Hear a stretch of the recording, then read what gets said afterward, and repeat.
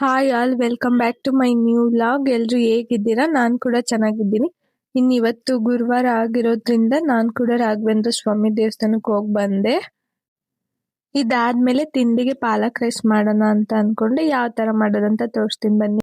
ನಾನಿಲ್ಲಿ ಒಂದ್ ಇಡಿಯಷ್ಟು ಪಾಲಕ್ ಸೊಪ್ಪನ್ನ ತೊಳೆದಿಟ್ಕೊಂಡಿದೀನಿ. ಅದಾದ್ಮೇಲೆ ಒಂದ್ ಪಾತ್ರೆಗೆ ಬಿಸಿ ನೀರ್ ಕಾಯೋಕ್ಕಿಟ್ಟು ಬಿಸಿ ನೀರ್ ಕಾದಾದ್ಮೇಲೆ ಪಾಲಕ್ ಸೊಪ್ಪನ್ನ ಹಾಕ್ತಾ ಇದ್ದೀನಿ ನಾನು, ಯಾಕೆಂದ್ರೆ ಬೇಗ ಸೊಪ್ಪು ಬೇಯುತ್ತೆ ಅಂತ.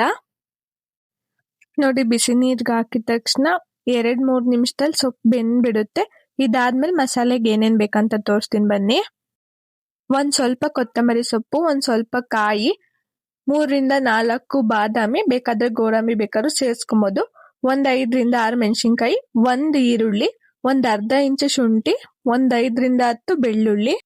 ಇದನ್ನೆಲ್ಲ ಜಾರ್ ಒಳಗಡೆ ಹಾಕೊಂಡು ಅವಾಗ್ಲೇ ಬೇಯಿಸಿಟ್ಕೊಂಡಿದ್ವಲ್ಲ ಪಾಲಕ್ ಸೊಪ್ಪನ್ನು ಕೂಡ ಹಾಕೊಬೇಕು. ಇದಕ್ ಸ್ವಲ್ಪ ನೀರ್ ಹಾಕೊಂಡು ರುಬ್ಬೇಕಾಗುತ್ತೆ.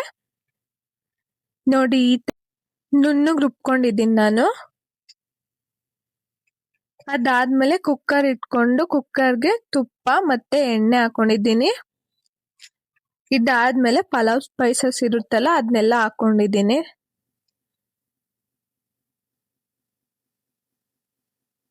ಈಗ ಇದಕ್ಕೆ ಸ್ವಲ್ಪ ಸೋಂಪು,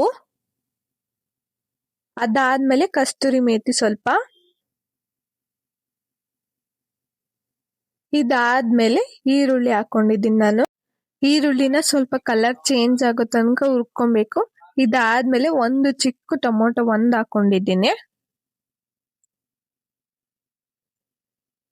ಟೊಮೊಟೊ ಬೇಗ ಸಾಫ್ಟ್ ಆಗ್ಲಿ ಅಂದ್ಬಿಟ್ಟು ಸ್ವಲ್ಪ ಉಪ್ಪು ಹಾಕೊಂಡಿದ್ದೀನಿ. 1/4 ಟೀ ಸ್ಪೂನ್ ಅಷ್ಟು ಅರಿಶಿನದ ಪುಡಿ ಹಾಕೊಂಡಿದ್ದೀನಿ. ಈಗ ಇದನ್ನ ಸ್ವಲ್ಪ ಚೆನ್ನಾಗಿ ಮಿಕ್ಸ್ ಮಾಡ್ಕೊಳ್ಬೇಕು.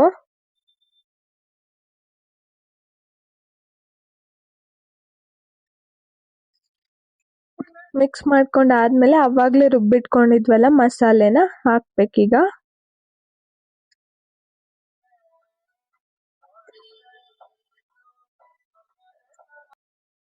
ಈಗ ಈ ಮಸಾಲೆದು ಹಸಿ ಸ್ಮೆಲ್ ಹೋಗೋ ತನಕ ಹುರ್ಕೋಬೇಕು.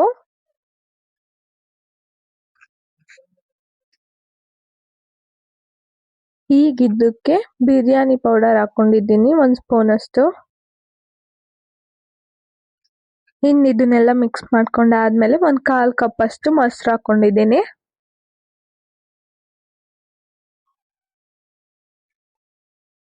ಮೊಸರು ಹಾಕಿದ್ಮೇಲೆ ನೋಡಿ ಈ ತರ ಎಣ್ಣೆ ಬಿಟ್ಕೊಂಡ್ ಬರುತ್ತೆ. ಅಲ್ಲಿ ತನಕ ಸ್ವಲ್ಪ ಚೆನ್ನಾಗಿ ಬೇಯಿಸ್ಕೊಬೇಕು. ಅದಾದ್ಮೇಲೆ ನಾನಿಲ್ಲಿ 1 ಲೋಟ ಅಕ್ಕಿ ಹಾಕೊಂಡಿದ್ದೀನಿ.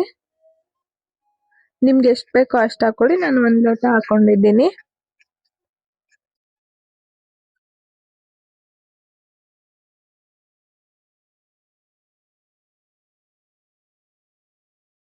ನಾನಿಲ್ಲಿ 1 ಲೋಟಕ್ಕೆ 2 ಲೋಟ ನೀರ್ ತರ ಅಳತೆ ಮಾಡಿ ಹಾಕೊಂಡಿದ್ದೀನಿ, ಆಯ್ತಾ. ಇದಾದ್ಮೇಲೆ ಉಪ್ಪು ಖಾರ ಎಲ್ಲ ಸರಿಯಾಗಿದ್ಯಾ ಅಂತ ಟೇಸ್ಟ್ ನೋಡ್ಬಿಟ್ಟು ಅದಾದ್ಮೇಲೆ ಕೊನೆಯಲ್ಲಿ ಕೊತ್ತಂಬರಿ ಸೊಪ್ಪು ಹಾಕ್ತಾ ಇದ್ದೀನಿ. ಕುಕ್ಕರ್ ಲಿಡ್ ಕ್ಲೋಸ್ ಮಾಡಿ 1-2 ವಿಷಲ್ ಕೂಗ್ಸಿದೀನಿ. ಇದಾದ್ಮೇಲೆ ರೈತ ಕೂಡ ರೆಡಿ ಮಾಡಿದ್ದೆ. ನೋಡಿ ಎಷ್ಟು ಚೆನ್ನಾಗಿದೆ. ನಿಮ್ಗೇನಾದ್ರೂ ನಾನು ಮಾಡಿದ ರೆಸಿಪಿ ಇಷ್ಟ ಆಗಿದ್ರೆ ಲೈಕ್ ಮಾಡಿ, ಶೇರ್ ಮಾಡಿ. ಹಾಗೆ ಯಾರೆಲ್ಲ ನನ್ನ ಚಾನಲ್ನ ಸಬ್ಸ್ಕ್ರೈಬ್ ಮಾಡ್ಕೊಂಡಿಲ್ಲ ಪ್ಲೀಸ್ ಸಬ್ಸ್ಕ್ರೈಬ್ ಮಾಡ್ಕೊಂಡು ನೋಡಿ, ಆಯ್ತಾ. ಹೀಗೆ ಸಪೋರ್ಟ್ ಮಾಡ್ತಾ ಇರಿ. ಇನ್ನು ನನ್ನ ಮಗುಂಗೆ ಯಾವ ತರ ಫುಡ್ ಕೊಡ್ತೀನಿ ಅಂದ್ರೆ, ಇಲ್ಲಿ ಹೆಸರು ಬೇಳೆ ಮತ್ತೆ ಕ್ಯಾರೆಟ್ನ ಬೇಯಿಸ್ಕೊತಾ ಇದ್ದೀನಿ. ಅದಾದ್ಮೇಲೆ ಸ್ವಲ್ಪ 2-3 ಸ್ಪೂನ್ ಅವಲಕ್ಕಿನ ನೆನ್ಸಿಟ್ಕೊಂಡಿದ್ದೆ.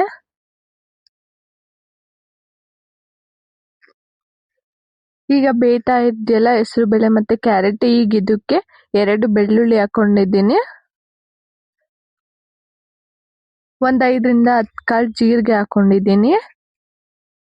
ಇದನ್ನೆಲ್ಲ ನುಣ್ಣಗೆ ಮಿಕ್ಸಿ ಜಾರ್ಗೆ ಹಾಕೊಂಡು ರುಬ್ಕೋಬೇಕಾಗುತ್ತೆ.